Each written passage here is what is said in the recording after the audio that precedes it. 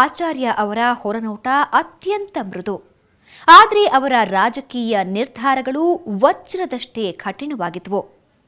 ಹಾಗಾಗಿಯೇ ಆಚಾರ್ಯ ಅವರು ಕರ್ನಾಟಕದ ರಾಜಕೀಯ ಕ್ಷೇತ್ರದಲ್ಲಿ ತಮ್ಮದೇ ಆದ ಛಾಪು ಮೂಡಿಸಿದರು.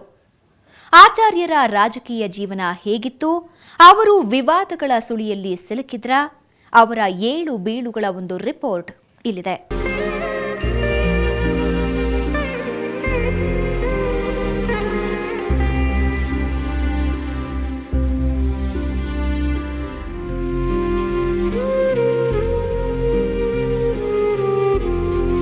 ವಿ.ಎಸ್. ಆಚಾರ್ಯ ಅವರ ರಾಜಕೀಯ ಜೀವನಕ್ಕೆ ನಾಂದಿ ಹಾಡಿದ್ದು ಜನಸಂಘ.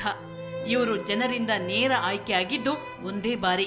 ಆದರೆ ವಿಧಾನ ಪರಿಷತ್ ಸದಸ್ಯರಾಗಿ ಅನುಭವಿ ರಾಜಕಾರಣಿ ಎನಿಸಿಕೊಂಡ್ರು. ಉಡುಪಿ ಪುರಸಭಾ ಸದಸ್ಯರಾಗಿ, ಅಧ್ಯಕ್ಷರಾಗಿ ರಾಜಕೀಯ ಜೀವನ ಆರಂಭಿಸಿ ಸಚಿವ ಸ್ಥಾನಕ್ಕೇರಿದ್ರು. 4 ದಶಕಗಳ ಸುದೀರ್ಘ ರಾಜಕಾರಣದಿಂದ ಬಿಜೆಪಿಯ ಹಿರಿಯ ಧುರೀಣ ಅನಿಸ್ಕೊಂಡಿದ್ರು. ವಿ.ಎಸ್. ಆಚಾರ್ಯ ಅವರು ಅವರ ತೂಕದ ಮಾತುಗಳಿಗೆ, ಗಂಭೀರ ನಡವಳಿಕೆಗೆ ಅವರು ಪ್ರಸಿದ್ಧರಾಗಿದ್ದರು. ಕಿರಿಯ ಪುರಸಭೆ ಅಧ್ಯಕ್ಷರಾಗಿ ದಾಖಲೆ. ವಿ.ಎಸ್. ಆಚಾರ್ಯ 1967ರಲ್ಲಿ ತಮ್ಮ ರಾಜಕೀಯ ಜೀವನ ಆರಂಭಿಸಿದ್ರು.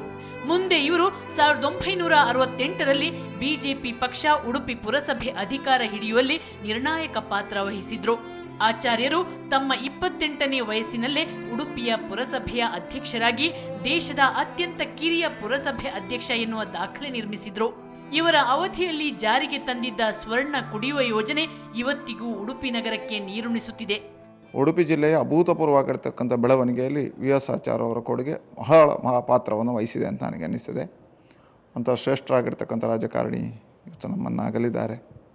ಅವರ ಆತ್ಮಕ್ಕೆ ಶಾಂತಿಯನ್ನು ಕೊಡ್ತಾ ನಮ್ಮಂಥ ಸಹಸ್ರಾರು ಕಾರ್ಯಕರ್ತರಿಗೆ ಮತ್ತು ಅವರ ಮನೆಯವರಿಗೆ ದುಃಖವನ್ನು ಸಹಿಸುವಂಥ ಶಕ್ತಿಯನ್ನು ಭಗವಂತ ಕೊಡಲಿ. ತಲೆ ಮೇಲೆ ಮಲ ಹೊರುವ ಪದ್ಧತಿಯನ್ನ ದೇಶದಲ್ಲೇ ಮೊದಲ ಬಾರಿಗೆ ನಿಷೇಧಿಸಿದ ಮೊದಲ ಪುರಸಭೆ ಉಡುಪಿ. ಅದರ ರೂವಾರಿ ಇದೇ ವಿ.ಎಸ್. ಆಚಾರ್ಯ.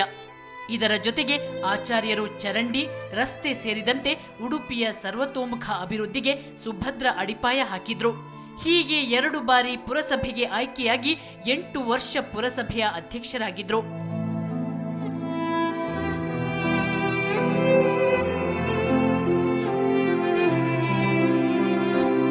ಹೀಗೆ ಹಂತ ಹಂತವಾಗಿ ರಾಜಕೀಯ ಏಣಿ ಏರಿದ ವಿ.ಎಸ್. ಆಚಾರ್ಯ 1983ರಲ್ಲಿ ಉಡುಪಿ ಕ್ಷೇತ್ರದಿಂದ ಸ್ಪರ್ಧಿಸುವ ಮೂಲಕ ಮೊದಲ ಬಾರಿಗೆ ವಿಧಾನಸಭೆ ಪ್ರವೇಶಿಸಿದ್ರು.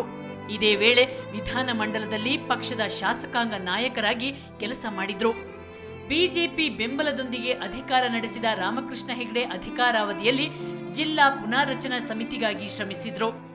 ಕರ್ನಾಟಕದಲ್ಲಿ ಭಾರತೀಯ ಜನತಾ ಪಾರ್ಟಿಯನ್ನು, ಭಾರತೀಯ ಜನಸಂಘವನ್ನು ಕಟ್ಟಿ ಬೆಳೆಸಿದಂಥ ಮೂಲ ಪುರುಷರಲ್ಲಿ ಒಬ್ಬರು, ಮಹನೀಯರಲ್ಲಿ ಒಬ್ಬರು. ಅವರು ಅತ್ಯಂತ ಸಜ್ಜನಶೀಲರು, ಸೌಜನ್ಯಶೀಲರು ಮತ್ತು ಪ್ರಾಮಾಣಿಕರು, ನಿಸ್ಪೃಹ ಸೇವೆಯನ್ನು ಸಲ್ಲಿಸಿದಂಥವರು. ಪಕ್ಷಕ್ಕಾಗಿ ದಶಕಗಳ ದುಡಿಮೆ. ಡಾಕ್ಟರ್ ಆಚಾರ್ಯ ಭಾರತೀಯ ಜನಸಂಘ, ಜನತಾ ಪಕ್ಷ ಹಾಗೂ ಬಿಜೆಪಿ ಜಿಲ್ಲಾಧ್ಯಕ್ಷರಾಗಿ ಒಟ್ಟು 10 ವರ್ಷ ದುಡಿದ್ರು. ಬಿಜೆಪಿಯ ರಾಜ್ಯ ಉಪಾಧ್ಯಕ್ಷರಾಗಿ ಒಟ್ಟು 21 ವರ್ಷ ಹಾಗೂ 2 ದಶಕಗಳ ಕಾಲ ರಾಷ್ಟ್ರೀಯ ಕಾರ್ಯಕಾರಿಣಿ ಸದಸ್ಯರಾಗಿ ಕೆಲಸ ಮಾಡಿದ್ರು. ಅಟಲ್ ಬಿಹಾರಿ ವಾಜಪೇಯಿ ಅವರ ಜೊತೆ ಜನಸಂಘದಿಂದ ಪಕ್ಷವನ್ನು ಕಟ್ಟಿ ಬೆಳೆಸಿ ಅಧಿಕಾರಕ್ಕೆ ತರುವಲ್ಲಿ ಕಾರಣೀಭೂತರಾಗಿರುವಂಥವರು. ಆರ್ಥಿಕ ತಜ್ಞರಾಗಿ, ಡಾಕ್ಟರಾಗಿ, ಮೇಲ್ಮನೆ ಮತ್ತು ಕೆಳಮನೆಯ ಸದಸ್ಯರಾಗಿ, ಮೇಲ್ಮನೆಯ ಶಾಸಕಾಂಗ ಪಕ್ಷದ ನಾಯಕರಾಗಿ, ವಿವಿಧ 7 ಇಲಾಖೆಗಳ ಸಚಿವರಾಗಿ ಕೆಲಸ ಮಾಡಿರುವಂಥ ಡಾಕ್ಟರ್ ವಿ.ಎಸ್. ಆಚಾರ್ಯ ಅವರು ಇವತ್ತು 1 ಗಂಟೆಗೆ ಅವರು ವಿಧಿವಶರಾಗಿರುವಂಥ ಸುದ್ದಿ ನಮ್ಮೆಲ್ಲ ಪಕ್ಷದ ಅವ್ರಿಗಷ್ಟೇ ಅಲ್ಲದೆ ಇಡೀ ರಾಜ್ಯದ 6 ಕೋಟಿ ಜನರಿಗೆ ಒಂದು ದುಃಖ. 1996, 2002 ಹಾಗೂ 2007ರಲ್ಲಿ ವಿಧಾನ ಪರಿಷತ್ ಸದಸ್ಯರಾಗಿ ಆಯ್ಕೆಯಾಗಿದ್ದ ಆಚಾರ್ಯರು 6 ವರ್ಷಗಳಲ್ಲಿ 7 ಖಾತೆಗಳ ಸಚಿವರಾಗಿ ಕೆಲಸ ಮಾಡಿದ್ರು. 2006ರಲ್ಲಿ ವೈದ್ಯಕೀಯ ಶಿಕ್ಷಣ ಹಾಗೂ ಪಶುಸಂಗೋಪನಾ ಸಚಿವರಾದರು. ತಾವು ಸಚಿವರಾಗಿದ್ದ ಒಂದೇ ವರ್ಷದ ಅವಧಿಯಲ್ಲಿ 6 ಹೊಸ ಮೆಡಿಕಲ್ ಕಾಲೇಜ್ ಸ್ಥಾಪನೆಗೆ ಅನುಮತಿ ನೀಡಿದ್ರು. 2008ರಲ್ಲಿ ಗೃಹ ಸಚಿವರಾಗಿ ಆಯ್ಕೆಯಾದರು. 2010ರಲ್ಲಿ ಮುಜರಾಯಿ ಇಲಾಖೆ, ಉನ್ನತ ಶಿಕ್ಷಣ, ಯೋಜನಾ ಖಾತೆಗಳನ್ನು ಹೆಚ್ಚುವರಿಯಾಗಿ ಪಡೆದರು. ನಂತರ ಐಟಿ-ಬಿಟಿ ಸಚಿವರಾಗಿಯೂ ಕೆಲಸ ಮಾಡಿದ್ರು. ಇವರು ನಿನ್ನೆಯಷ್ಟೇ ಸಚಿವರಾಗಿ 6 ವರ್ಷ ಪೂರೈಸಿದ್ರು. ಯಾವುದೇ ಒಂದು ವಿಚಾರವನ್ನ ಇಟ್ಟಾಗ ಚಿಂತನ ಮಂಥನಗಳ ಜೊತೆಯಲ್ಲಿ ಸರಿತಪ್ಪುಗಳನ್ನ ಅವರಿಂದ ತೆಗೆದುಕೊತಾ ಇದ್ವಿ. ಇನ್ನೊಂದು ಸಂತೋಷ ಆಗುವುದು ಅಂತಂದ್ರೆ ನಾವೆಷ್ಟೇ ಚಿಕ್ಕವರಾದರೂ ಕೂಡ ನಾವು ಸರಿಯಾದಂಥ ವಿಚಾರವನ್ನ ಮುಂದೆ ಇಟ್ಟಾಗ ಅದನ್ನು ಒಪ್ಪಿಕೊಳ್ಳುವಂತಹ ಒಂದು ಮನೋಭಾವ ಇದ್ದಂಥ ಒಬ್ಬ ಹಿರಿಯ ವ್ಯಕ್ತಿ. ಪ್ರಶ್ನಾತೀತ ಪಕ್ಷನಿಷ್ಠೆ. ಆಚಾರ್ಯರದ್ದು ಪ್ರಶ್ನಾತೀತ ಪಕ್ಷನಿಷ್ಠೆ. ಇವರು ಇತ್ತೀಚೆಗೆ ಯಡಿಯೂರಪ್ಪ ಬಣದೊಂದಿಗೆ ಗುರುತಿಸಿದ್ರು. ಇಷ್ಟಾದ್ರೂ ಯಡಿಯೂರಪ್ಪ ತಮ್ಮ ವಿರುದ್ಧದ ಆರೋಪಗಳಿಂದ ಮುಕ್ತರಾಗಿ ಬರಬೇಕು ಎಂದು ಹೇಳಿಕೆ ನೀಡಿದ್ರು. ತಾವು ಯಾವುದೇ ಬಣದಲ್ಲಿರಲಿ, ವಿರೋಧಿಗಳ ವಾಗ್ಬಾಣಕ್ಕೆ ಇವರದ್ದು ಮೇಲುಮಾತಿನ ಉತ್ತರ. ಆದರೆ ಇದೇ ಆಚಾರ್ಯರು ತಮ್ಮ ಖಡಕ್ ನಿರ್ಧಾರಗಳಿಗೆ ಹೆಸರುವಾಸಿಯಾಗಿದ್ದರು ಅನ್ನೋದನ್ನ ಮರೆಯುವಂತಿಲ್ಲ. ಮೇಲುಮಾತಿನ ವ್ಯಕ್ತಿಯಾದ್ರೂ VS ಆಚಾರ್ಯ ಯಾವತ್ತೂ ಸತ್ಯ ಹೇಳೋದಕ್ಕೆ ಹಿಂಜರಿಯುತ್ತಿರಲಿಲ್ಲ. ಇದೇ ಕಾರಣಕ್ಕೆ ಇವರು ಹಲವು ವಿವಾದಗಳಿಗೂ ಕಾರಣರಾಗಿದ್ದಾರೆ. ಗೃಹ ಮಂತ್ರಿಯಾಗಿದ್ದ ಅವಧಿಯಲ್ಲಿ ಮಂಗಳೂರಿನ ಚರ್ಚ್ ಮೇಲಿನ ದಾಳಿ ಪ್ರಕರಣಗಳು ಇವರ ಕೊರಳಿಗೆ ಸುತ್ತಿಕೊಂಡಿದ್ವು.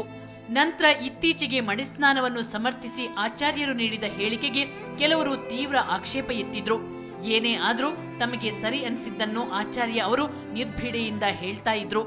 ಇವರ ನೇರ ನಡೆ, ಮೇಲುನುಡಿಯಿಂದಲೇ ಇವತ್ತಿನ ರಾಜಕೀಯ ಕ್ಷೇತ್ರದ ಮೇಲ್ಪಂಕ್ತಿಯಾಗಿ ಗುರುತಿಸಿಕೊಂಡಿದ್ದಾರೆ. ನಮ್ಮನ್ನ ಅಗಲಿದ ಧೀಮಂತ ನಾಯಕ ವೇದವ್ಯಾಸ ಶ್ರೀನಿವಾಸ ಆಚಾರ್ಯ ಅವರ ಆತ್ಮಕ್ಕೆ ಚಿರಶಾಂತಿ ಸಿಗಲಿ. ಇವರು ಮೆರೆದ ಮಾನವೀಯ ಗುಣಗಳು ಇಂದಿನ ರಾಜಕಾರಣಿಗಳಿಗೆ ಮಾದರಿಯಾಗಲಿ ಅಂತ ಆಶಿಸ್ತಾ ಇದ್ದೀವಿ. ಇದು ಇವತ್ತಿನ ಫೋಕಸ್. ಕ್ಷಣ ಕ್ಷಣದ ಸುದ್ದಿಗಾಗಿ ನೋಡ್ತಾ ಇರಿ ಸುವರ್ಣ ಸುದ್ದಿವಾಹಿನಿ.